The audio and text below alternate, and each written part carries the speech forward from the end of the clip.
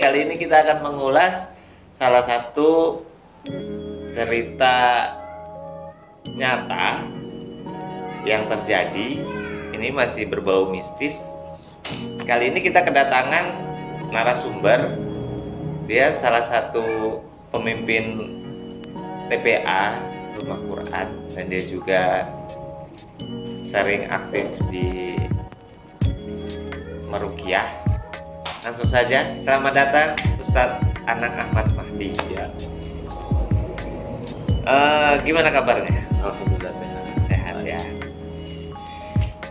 Mungkin kali ini kita akan membahas tentang salah satu pengalaman Ustadz selama meruqyah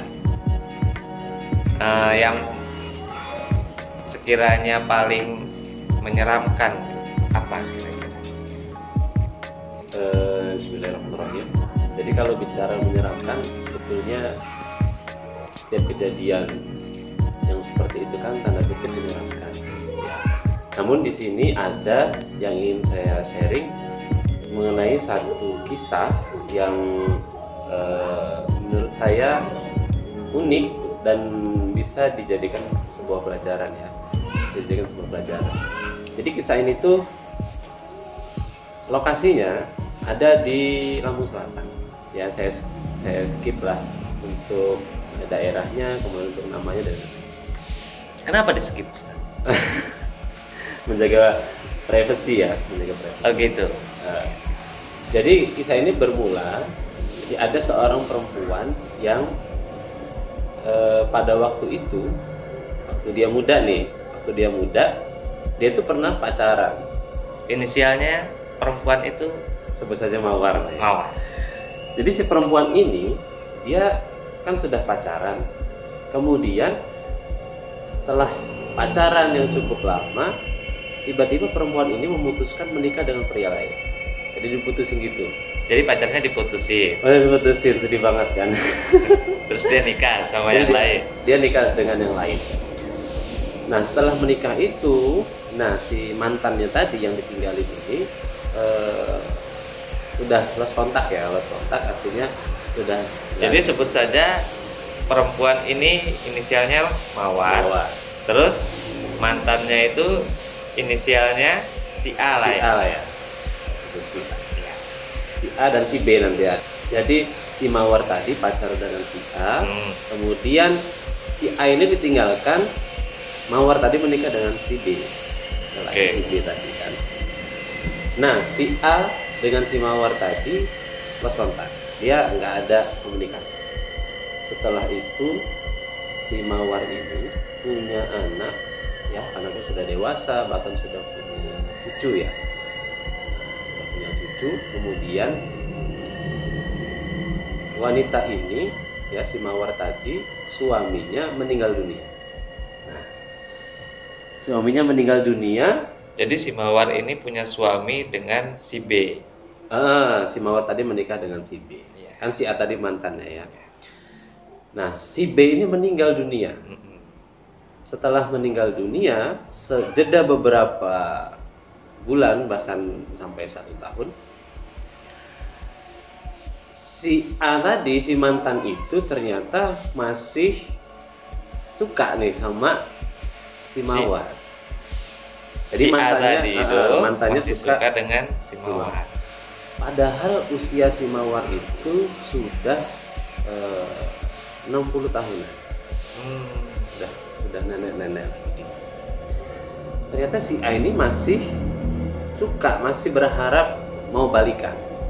Iya. Nah, di situ si Mawar menolak mentah-mentah ajakan mantannya tadi untuk menikah. Setelah itu si A tadi, padahal kan si B sudah meninggal dunia.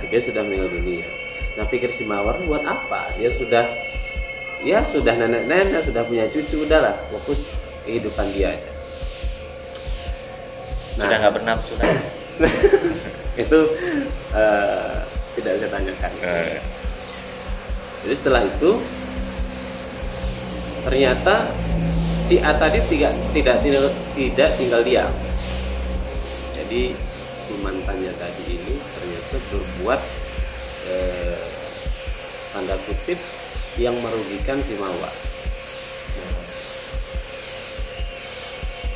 Setelah itu dirasakan oleh si Mawar tadi, tubuhnya itu selain panas, berat di bagian punggung, kemudian setiap mau maghrib itu sakit, kakinya terutama.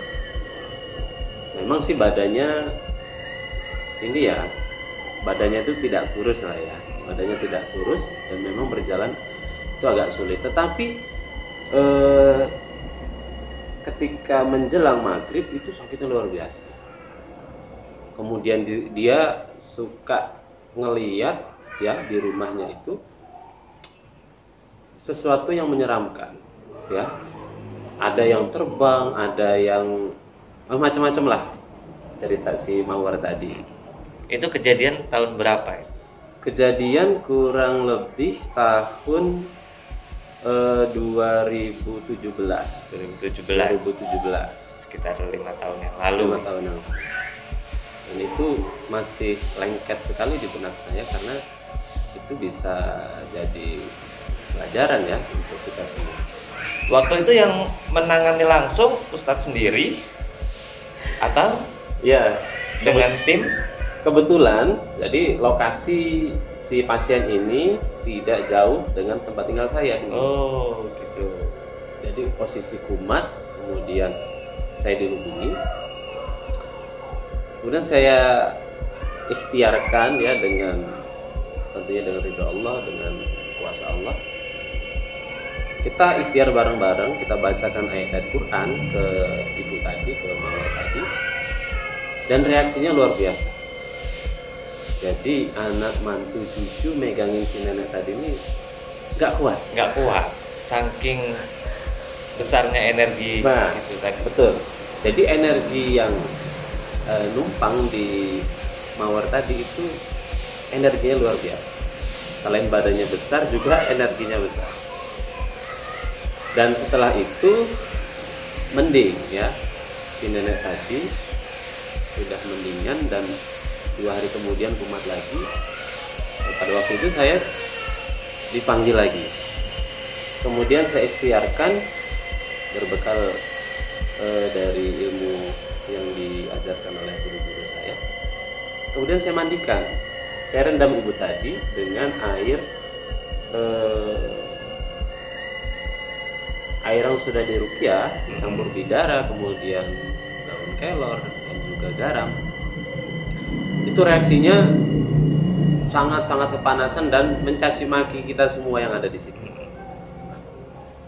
Sudah kita dicaci maki, dia pun tidak berdaya, dan akhirnya proses ruqyah kita hentikan. Kita suruh bilas, kemudian kita suruh ganti baju, kemudian kita ruqyah lagi. Nah, ketika di ruqyah yang ketiga kali ini, proses yang ketiga inilah sampai 3 kali ruqyah. Sampai 3 kali. Kami ruqyah, kemudian sampailah di ayat Al-Hasyr ya, sampai di surah Al-Hasyr. Di situ kami bacakan lau anzalna hadzal qur'ana 'ala jabalin la ra'aitahu khashi'an mutasaddian min khasyatillah. Jadi di ayat itu kan menjelaskan tentang ketika Al-Qur'an itu dilimpahkan pada sebuah gunung, maka hancurlah gunung itu.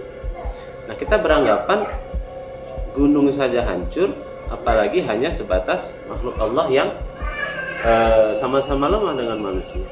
Lebih kecil dari gunung. Lebih kecil dari gunung. Nah, ketika proses ruqyah sedang berlangsung dan ibu itu muntah, ya, ibu itu muntah. Dan ketika muntah itu, dan itu membuat bulu kuduk saya merinding, ya, karena itu pengalaman. Pak Ustadz aja merinding, apalagi saya. Pengalaman pertama saya ketika meruqyah, dan itu muntah, dan isinya itu ada potong silet. Jadi silet satu itu dibelah 2.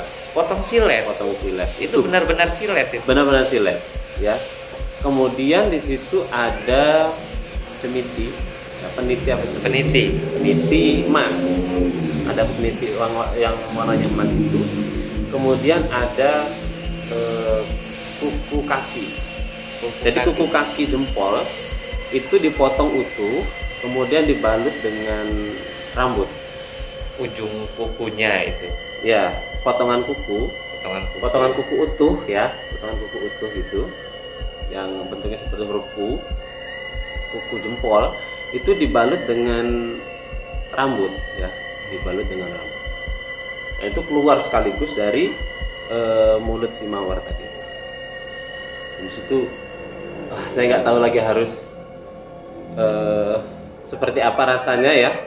Yang jelas saya merinding, kemudian bersyukur kepada Allah karena berkat kuasa Allah benda sihir itu bisa keluar dari tubuh mawar itu. Dengan proses yang begitu panjangnya. Proses yang begitu panjang. Dan nggak cukup di situ saja. Ternyata sebelum saya pulang, si mawar tadi izin mau buang air kecil. Dan ketika buang air kecil, ini maaf agak sedikit sensitif ya. Jadi dari kemaluan si nenek tadi, si mawar tadi, keluar jarum. Kalau Mas Wan pernah lihat jarum karung, ya besar itu. Besar. Kira-kira ya 10 sampai 12 cm lah. Itu jarum itu keluar dari kemaluannya.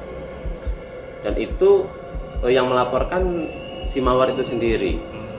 Katanya, Pak Ustadz, saya tadi buang air kecil keluar ini.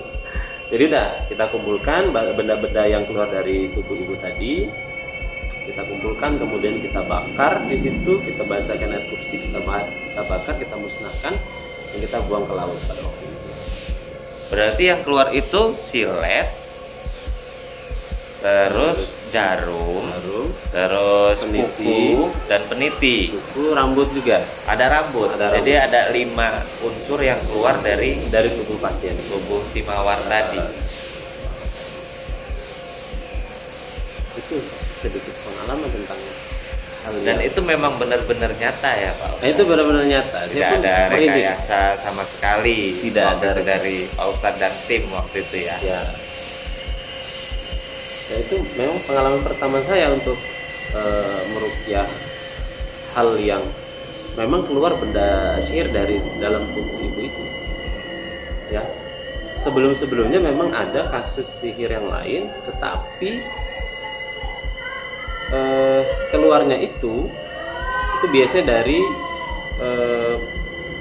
proses detox ya, entah dia buang air besar atau dia buang air kecil, itu biasanya seperti itu. Tidak instan langsung keluar. Tidak instan langsung keluar dari langsung dia muntah langsung keluar pada waktu itu. Jadi itu memang benar-benar langsung instan keluar dari semua tubuhnya. Langsung keluar. Mungkin itu pengalaman Pak Ustadz yang paling menyeramkan atau yang paling unik menurut Pak Ustadz, gimana itu? Menurut saya sih yang paling unik ya. Paling unik ya? Yang paling unik. Kenapa? Karena dilihat dari sisi historis ibu tadi itu. Jadi punya mantan, diputusin, dia berpaling, menikah, suaminya meninggal, masih suka gitu. Jadi ini pelajaran buat kita juga ya. Seandainya memang kita itu pacaran ya, ataupun punya ikatan tertentu dengan seorang lawan jenis, maka ketika ingin berpisah, berpisahlah dengan baik ya, agar tidak ada di kemudian hari kejadian seperti ini. Dari mana tim itu tahu kalau yang mengirim itu adalah mantannya?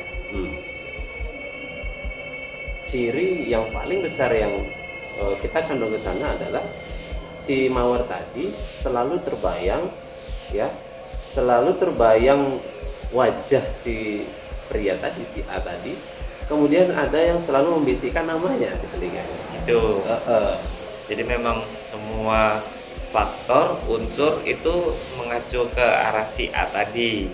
Iya, mengacu ke arah si A tadi. Orang-orang yang bermain dengan sihir ya, misal saya benci dengan seseorang, kemudian saya menyihir orang yang saya benci itu, maka itu sudah termasuk ke dalam syirik ya, mensekutukan Allah Subhanahu wa taala. Maka hindari, karena itu bisa berakibat fatal dengan akidah kita, keyakinan kita kepada Allah.